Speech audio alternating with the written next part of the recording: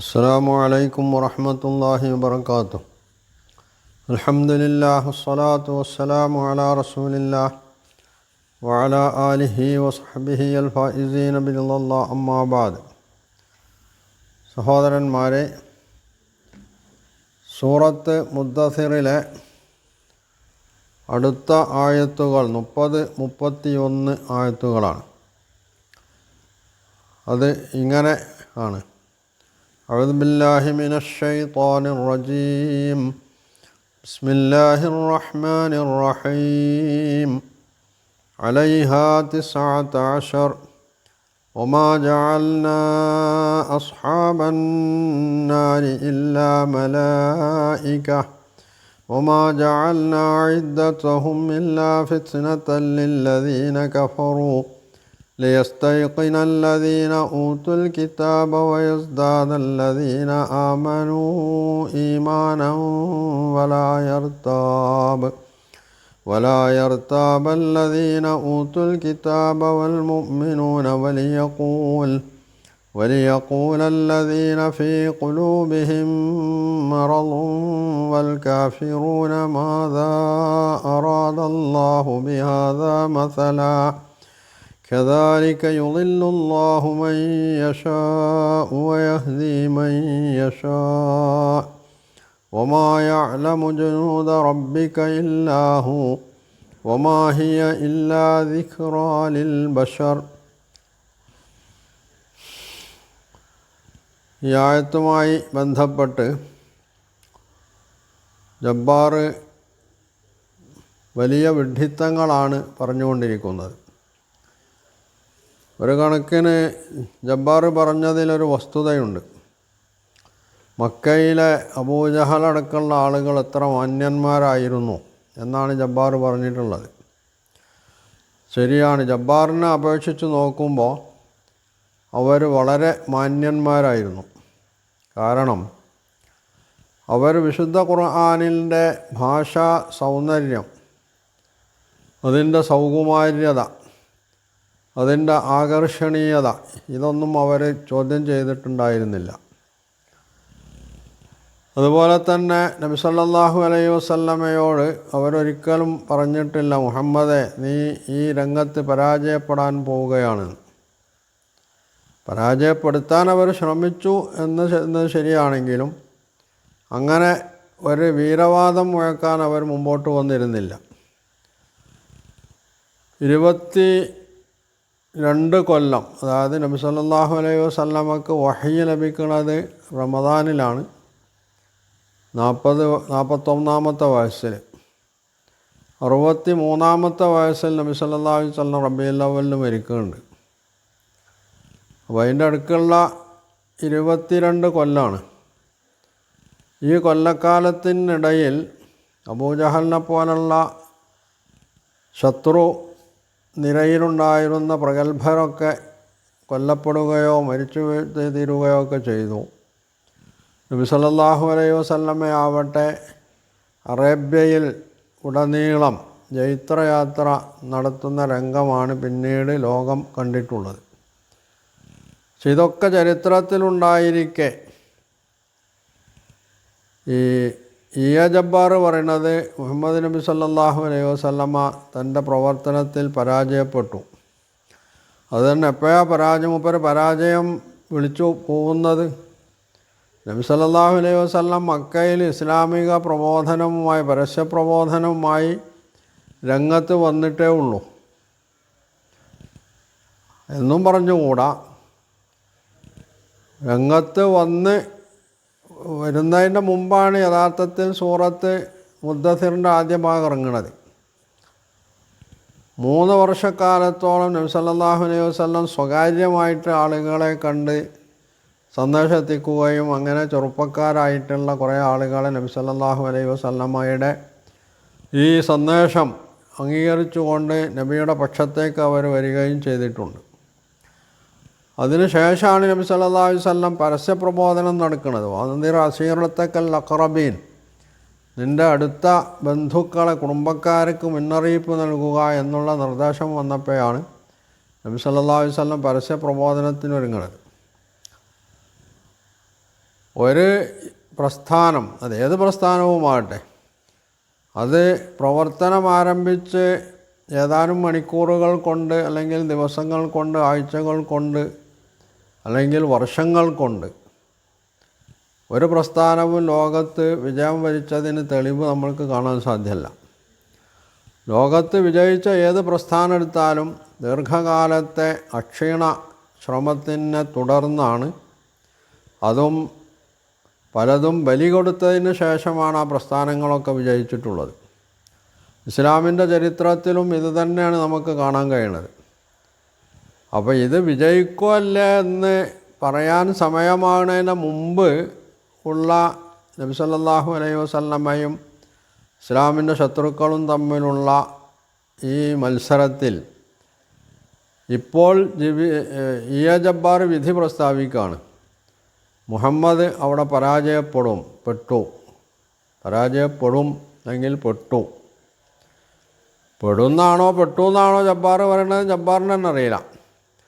യഥാർത്ഥത്തിൽ വിഡ്ഢിത്തം എന്നത് രണ്ട് കാലിൽ നടക്കുന്നത് കാണണമെങ്കിൽ ജബ്ബാറിനെ കണ്ടാൽ മതി. ഇത്രയ്ക്ക് വിഡ്ഢിത്തം വിളിച്ച് പറയാൻ എങ്ങനെയാണ് മനുഷ്യന് കഴിയുക? അപ്പോൾ അതുകൊണ്ടാണ് ഞാൻ പറഞ്ഞത്, മക്കയിലെ അബൂജഹലടക്കമുള്ള ആളുകൾ സാമാന്യന ജബ്ബാറിനേക്കാൾ മെച്ചപ്പെട്ടവരായിരുന്നു, അവർ മാന്യന്മാരായിരുന്നു എന്ന് ജബ്ബാർ പറഞ്ഞതിലൊരർത്ഥമുണ്ട്. ഇവിടെ ഖുർആൻ പറയുന്നത് ഈ നിഷേധികളായിട്ടുള്ള ആളുകൾ അവരുടെ നിഷേധത്തിൽ തന്നെ കഴിഞ്ഞുകൂടുമ്പോൾ അവർക്ക് നരകമാണ് കിട്ടാൻ പോകുന്നത്. ഒന്ന്. രണ്ടാമത്തത്, ആ നരകത്തിൽ അവർക്ക് ശാശ്വതമായിട്ടുള്ള ജീവിതമുണ്ട്, പക്ഷേ അവർക്ക് അവിടെ സുഖപ്രദമായിട്ടുള്ള ജീവിതമില്ല. നരകം അവരെ പിടികൂടാതെ വിട്ടുകളയുകയുമില്ല. അതിനു പുറമെ ഖുർആൻ പറയുന്നൊരു കാര്യം, അലൈഹ 19, ആ നരകത്തിൻ്റെ കാര്യം 19 മലക്കുകളെയാണ് അതിന് ഏൽപ്പിച്ചിട്ടുള്ളതെന്നാണ്. അതിൻ്റെ ഉത്തരവാദിത്വം, നരകത്തെ സംരക്ഷിക്കുന്ന അതിൻ്റെ കാര്യങ്ങൾ നോക്കി നടത്തുന്ന ഉത്തരവാദിത്വം 19 മലക്കുകളെയാണ് ഏൽപ്പിച്ചിട്ടുള്ളത്. അപ്പോൾ ജബ്ബാർ പറഞ്ഞത് 19 മലക്കുകൾ മതിയോ? കോടാനുകോടി മനുഷ്യർ ചെന്ന് ചേരേണ്ട ഒരു നരകത്തിൽ 19 മലക്കുകളെ കൊണ്ട് എന്താവാനാണ്? മലക്കുകളെ സംബന്ധിച്ച്, അള്ളാഹുവിനെ സംബന്ധിച്ച് തന്നെ ബോധ്യമില്ലാത്ത ജബ്ബാറിന് എന്ത് മലക്ക്, അല്ലെങ്കിൽ എന്ത് ദൈവം, എന്ത് അള്ളാഹു? കൊളക്കോയ്ക്ക് എന്ത് ചങ്കരാന്തി എന്ന് നമ്മളെ നാടൻ ഭാഷയിൽ ചോദിക്കാറുണ്ട്. എന്നതുപോലെയാണ് ജബ്ബാറിൻ്റെ അവസ്ഥ. ജബ്ബാറിൻ്റെ കണ്ണിൽ എല്ലാം അന്ധവിശ്വാസമാണ്. അതുകൊണ്ട് മലക്കുകൾ എന്നതും അന്ധവിശ്വാസമാണ്.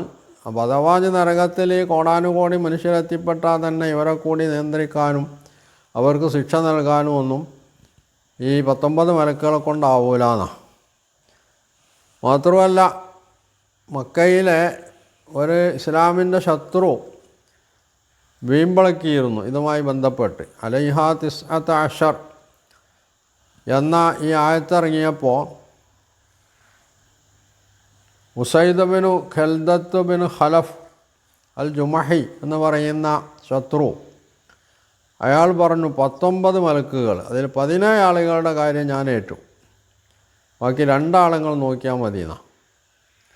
വേറെ റിപ്പോർട്ട് അനുസരിച്ച് അയാൾ പറഞ്ഞത്, ഞാൻ നരകത്തിലേക്ക് എന്നാട് കൊണ്ടുപോകുമ്പോൾ 10 ആളെ ഞാൻ എൻ്റെ വലത്തെ തോള് കൊണ്ട് തീക്കി മാറ്റും, 9 ആളെ ഇടത്തെ തോള് കൊണ്ട് തീക്കി മാറ്റിയിട്ട് ഞാൻ സ്വർഗത്തിൽ പ്രവേശിക്കും എന്ന് പറഞ്ഞിട്ടുണ്ട്.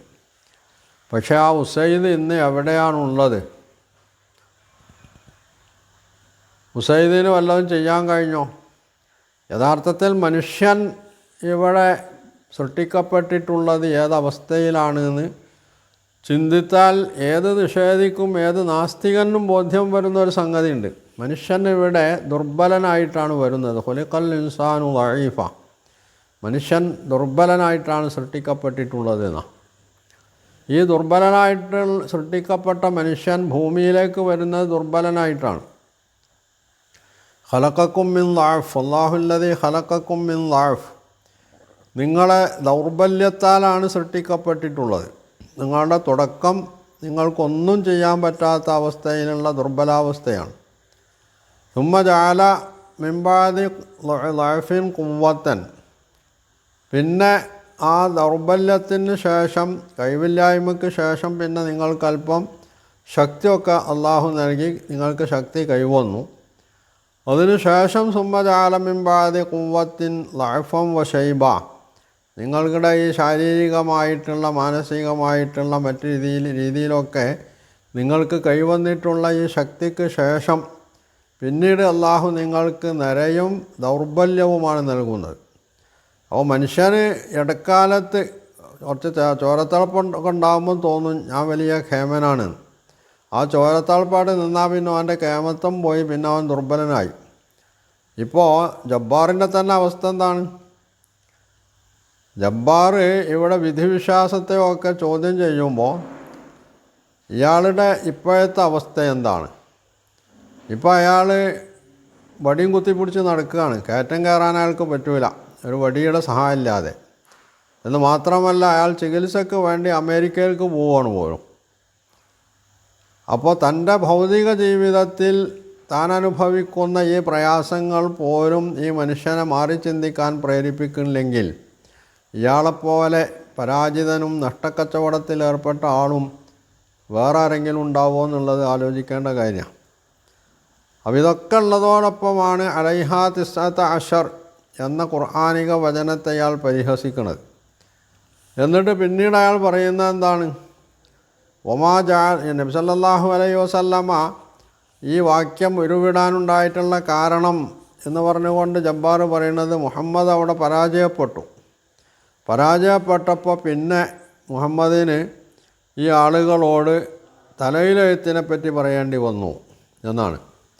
മുഹമ്മദ് സല്ലല്ലാഹു അലൈഹി വസല്ലം ഒരിക്കലും അവരോട് തലയിലെഴുത്തിനെ പറ്റി പറഞ്ഞിട്ടില്ല എന്നുള്ളതാണ് വസ്തുത. ഇവിടെ തലയിലെഴുത്തല്ല പ്രശ്നം. ഇവിടെ ഖുർആൻ പറഞ്ഞാൽ എന്താണ്? വമാ ജഅൽനാ അസ്ഹാബന്നാരി ഇല്ലാ മലായിക, ഈ നരകത്തിൻ്റെ കാവൽക്കാരായി അതിൻ്റെ കാര്യങ്ങൾ നിർവഹിക്കുന്ന ആളുകളായിട്ട് നമ്മൾ മലക്കുകളെയാണ് നിശ്ചയിച്ചിട്ടുള്ളത്. വമാ ജഅൽനാ അസ്ഹാബന്നാരി ഇല്ലാ മലായിക, അതിൻ്റെ ആളുകളായിട്ട് മലക്കുകളെയാണ് നമ്മൾ നിശ്ചയിച്ചത്. ആ കാര്യം മലക്കുകൾ ചെയ്തു തന്നെ നിർവഹിച്ചു കൊള്ളും. അതിന് പര്യാപ്തരായിട്ടുള്ള 19 വേണ്ട, ഒരു മലക്കുണ്ടെങ്കിൽ തന്നെ എമ്പാടുക. ആ സ്ഥാനത്താണ് ഈ 19 മലക്കുകൾ എന്ന് പറഞ്ഞത്. ഈ മലക്കുകൾ തന്നെ യഥാർത്ഥത്തിൽ നരകത്തിലെ കാര്യങ്ങൾ കൈയാളുന്ന മലക്കുകളുടെ നേതൃനിരയിലുള്ള ആളുകളാണെന്നുള്ളതാണ് വസ്തുത. അപ്പോൾ ഈ മലക്കുകളെയാണ് നരകത്തിൻ്റെ ആളുകളായിട്ട് നിശ്ചയിച്ചിട്ടുള്ളത്.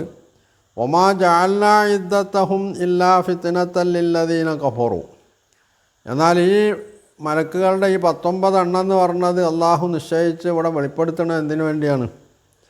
അത് നിഷേധികളായിട്ടുള്ള ആളുകൾക്ക് ഒരു പരീക്ഷണം എന്നുള്ള നിലക്കാണ്.